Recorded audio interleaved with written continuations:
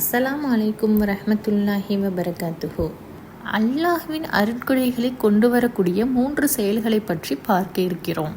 இந்த உலகில் நீங்கள் ஏதாவது விரும்பினால் நீங்கள் இந்த 3 விஷயங்களில் கவனம் செலுத்த வேண்டும். இந்த 3ம் அல்லாஹ்வின் அருட்கொடைகளை கொண்டு வரக்கூடியது, அல்லாஹ்வின் அனுமதியை கொண்டு.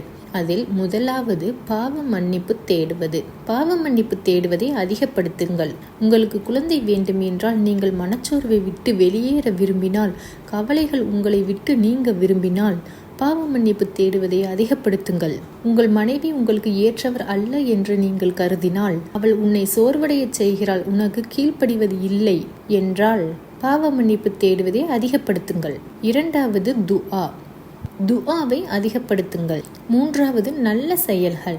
நல்ல செயல்களுக்காக நீங்கள் உலகிலும் மறுமையிலும் கூலி வழங்கப்படுவீர்கள். எனவே இந்த உலகில் நீங்கள் ஏதாவது விரும்பினால் இந்த 3 விஷயங்களில் கவனம் செலுத்த வேண்டும்.